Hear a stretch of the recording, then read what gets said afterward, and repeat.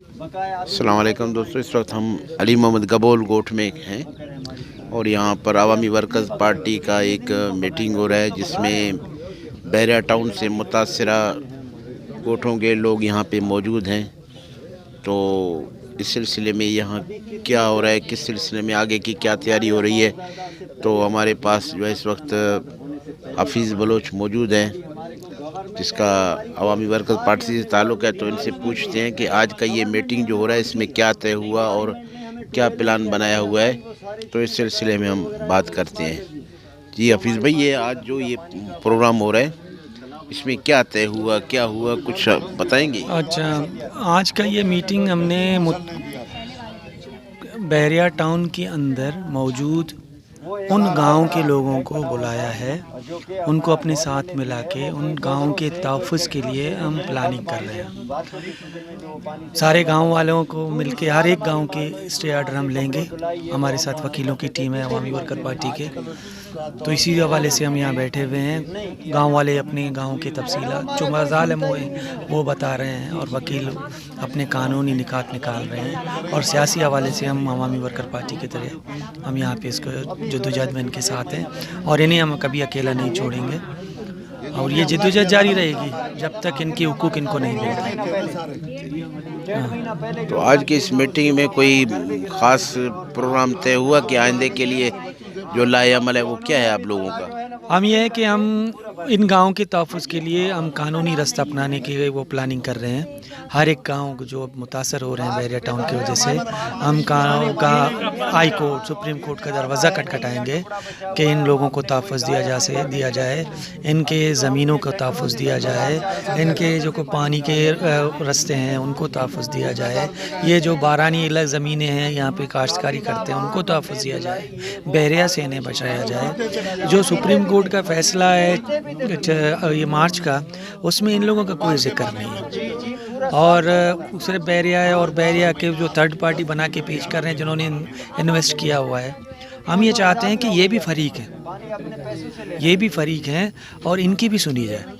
इनके जो गांव हैं वो पाकिस्तान से पहले के यहाँ आबाद हैं, कोई कागजात हैं इनके पास 1912 के, किसी के पास का गांव के कागजात हैं 1932, उनका किसी के पास 1934, यानी कि अंग्रेज़ों के ज़माने के कागजात हैं इनके पास गांव के। और आज इनका ये हाल है कि बहरिया टाउन आए दिन इनके ज़मीनों गोटों पे हमला कर देता है और कहता है कि ये हमें सुप्रीम कोर्ट ने दिए हैं, हम ये इनके लोगों के यहाँ पे का रोड बनाएंगे, हम यहाँ पे अपने फ्लैट बनाएंगे। हम इनके तहफ़्फ़ुज़ के लिए हमने कहा वकीलों की कमेटी बनाई हुई है, वो कमेटी अब इनका जायज़ा लेगी, इसके बाद हम केस फाइल करेंगे, हम स्टे ऑर्डर लेंगे, इनके ज़मीनों के हवाले से हम अदालत जाएंगे, वहाँ आगाह करेंगे कि मसला सिर्फ उन जो पटिशनरों का, उन सरमायादारों का नहीं है जो यहाँ पे ज़मीनें ले रहे हैं, असल फ़रीक जो यहाँ के रहने वाले हैं, जो सदियों से यहाँ रहते हैं, उनका भी सुनी जाए और उनको उनके हक दिए जाए। ठीक है, तो इस वक्त हमारे साथ हाजी उर्स काचेलो साहब खड़े हैं, तो आइए इनसे बात करते हैं। तो हाजी उर्स काचेलो जो है, इनका गांव जो है वो भी बहरिया टाउन से मुतासरा है, तो आइए इनसे ज़रा मज़ीद तफसीलात पूछते हैं कि आपका गांव कहाँ है, किस तरफ है और किस तरह ये बहरिया टाउन से मुतासर हो रहा है। तो इस सिलसिले में साईं से ज़रा मज़ीद तफसीलात पूछते हैं। हमारा गाँव हाजी शफी मोहम्मद काचेलो गाँव है। इसमें तकरीबन 2016 पे इन्होंने अटैक किया था, रमज़ान शरीफ का महीना था, तो इन्होंने यहाँ पे बड़ी मशीनरी लाई, एक दो तीन घर इन्होंने डैमेज भी किए और पर हमारे बंदे आ गए हैं, लेडीज़ आ गई, उन्होंने एडिशन की, एहतजाज किया, फिर उन्होंने फायरिंग भी पुलिस ने की, जिसकी हमारे पास वीडियो भी मौजूद है। फिर हमने दूसरों लोगों के साथ भी, बड़े लोगों के साथ भी, भाई हमारे जुल्म है, हम अपनी ज़मीन नहीं दे रहे हैं, अगर गवर्नमेंट इनको दे रही तो फिर गवर्नमेंट पहले हक तो हमारा है ना, जो हम यहाँ से सदियों से बैठ रहे हैं इनको दें, दूसरे को क्यों दे रहे हैं। फिर उसी तब उन्होंने हमला किया, फिर बाद में हमारे ऊपर हमला नहीं किया, फिर अभी वो वहीं पे रुके हुए हैं। फिर अभी हम कोशिश करें तो हम अपनी चीज़ नहीं दें, हमारा गुज़र सफ़र जो है चौपाई माल पे है, एग्रीकल्चर पे है, और अगर ये ज़मीन गई तो फिर हमारा एक सिस्टम पूरा ख़त्म हो जाएगा और हमारी रीति रस्में, जो हमारा सियासी माहौल है, सारा ही ख़त्म हो जाएगा और कुछ नहीं बचेगा, फिर हम एक शहरी माहौल में होंगे। वो हमारा निज़ाम जो रोज़गार का सिस्टम है वो भी ख़त्म हो जाएगा, तो क्या करेंगे हम? और एजुकेशन हमारे पास नहीं है और कोई रोज़गार ज़रिया हमारे पास है नहीं। जब ज़मीन ख़त्म हो गई थी, चौका या माल कहाँ चरेगा, और वो एग्रीकल्चर जो है वो ज़राअत कहाँ की जाएगी, ज़मीन ही नहीं बचेगी तो क्या होगा? तो एक सिस्टम है वो ख़त्म हो जाएगा, फिर हम क्या करें? हम इसीलिए एहतजाज कर रहे हैं तो हम बचें। वो जो हमारी गवर्नमेंट है, सिंध गवर्नमेंट, हमारी उम्र जो है तकरीबन 60 साल तक करीब है, तो हम वोट तो ये इसी पीपल पार्टी को दे रहे हैं और हुकूमत भी हमारी पीपल पार्टी की है। पहले से 3 टर्म इन्होंने चलाए हैं, अभी वही नहीं बात कर रहे हैं। हम समझते हैं हमारी हुकूमत ही उनके साथ मिली हुई है। हम जिनके पास, हमारे लीडर के पास जाते हैं वो खामोश हैं, वही नहीं सोच रहे हैं जिनको वोट देके हमने आगे लाया है और जिनके ऊपर हमारा हक है, जिनसे 40-50 साल के हम पीछे पीपल पार्टी को वोट दे रहे हैं, अभी वो हमारा हक नहीं समझ रहे हैं तो हम किसके पास जाएं? हम तो रोएंगे, अपने लीडरों के पास रोएंगे, उनका हक बनता है, लेकिन अभी वो सारे मजबूर हैं, हम किसके पास जाएं? हम तो हमारा रास्ता नहीं देख रहे हैं, अब परेशान बैठे हैं और क्या करें, किसके पास जाएं? अच्छा सभी आपका जो ये गांव है किस लोकेशन में है? बैरिया टाउन के किस समिति में ये है? बैरिया टाउन का ये आगे नाकलास 30 का जो आखिरी हिस्सा है उस पे मौजूद है। नाकलास 130 का जो आखिरी हिस्सा है उस पे मौजूद है, उसके बाद 152 शुरू होता है।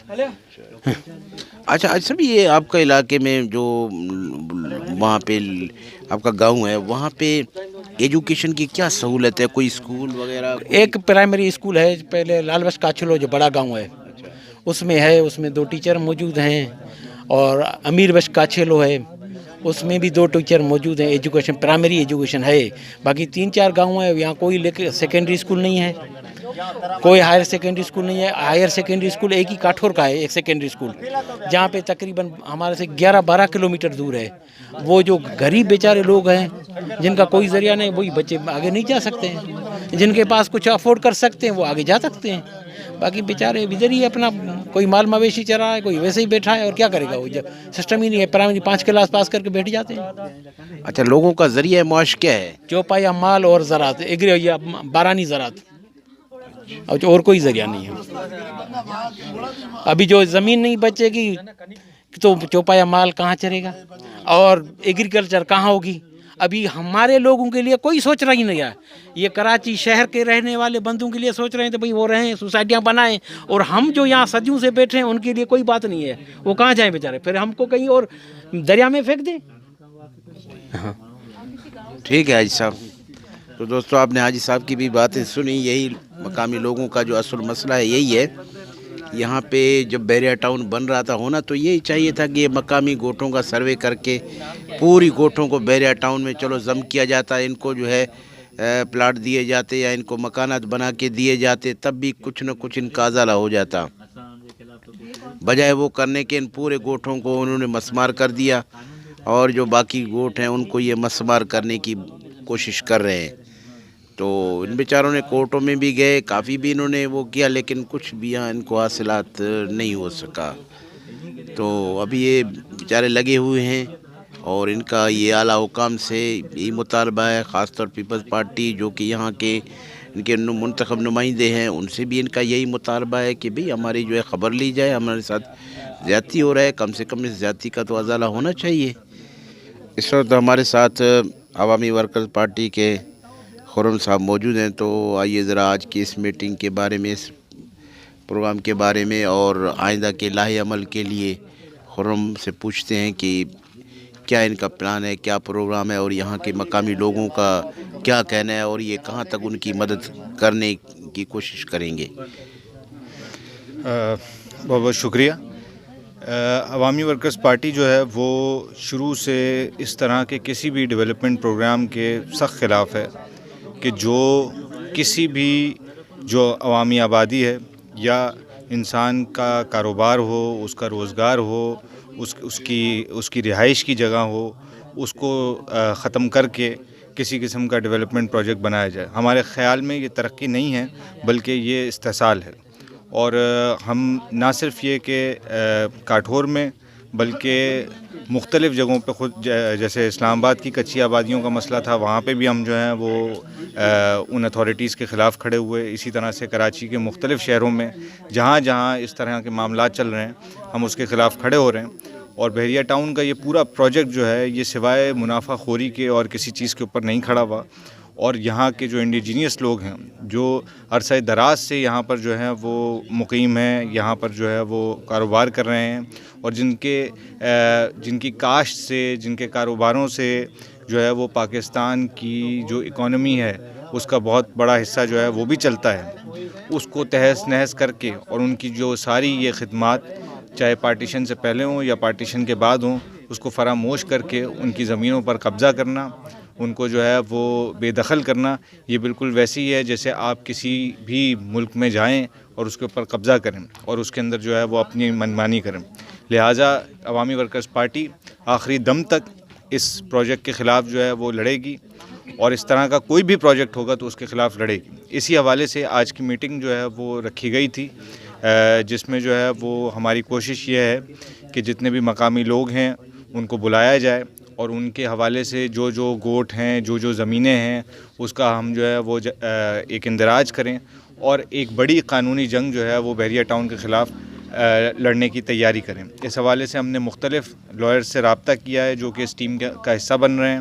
ابیرہ اشفاق یہاں پر جو ہیں وہ گراؤنڈ ورک آپ کے سامنے کر رہی ہیں, لوگوں سے بات کر رہی ہیں, ڈیٹا جمع کر رہی ہیں, اور خود اختر حسین صاحب جو کہ عوامی ورکرز پارٹی کے مرکزی جنرل سیکریٹری ہیں, وہ اس کیس میں جو ہے وہ معاونت کر رہے ہیں, اس کیس کو جو ہے وہ لیڈ کر رہے ہیں, جو کہ خود سپریم کورٹ کے بڑے لائر بھی ہیں اور پاکستان بار کونسل کے جو ہے وہ نائب وائس چیئرمین کے فرائض بھی انجام دے چکے ہیں.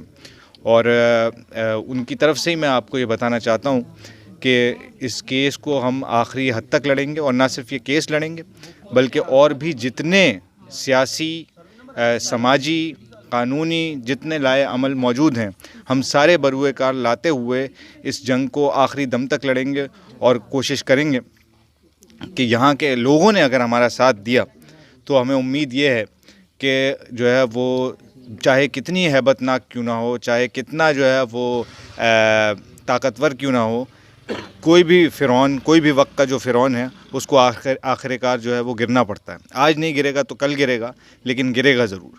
اور اس کے لیے اہمیت صرف اس بات کی ہے, اور جو سب سے بڑا مسئلہ بھی رہا ہے پاکستان کے معاشرے کا, ہم لوگوں کا اپنا, وہ یہ کہ ہم نے ہمیشہ لیڈروں کی تلاش کی ہے, ہم نے ہمیشہ جو ہے وہ سرداروں کی طرف دیکھا ہے, ہم نے ہمیشہ بڑے بڑے لوگوں کی طرف دیکھا ہے, لیکن انہوں نے سوائے ہمیں دھوکہ دینے کے اور کچھ نہیں کیا. جب تک ہم اپنی طاقت پر بھروسہ نہیں کریں گے تب تک ہم کچھ بھی نہیں کر سکتے.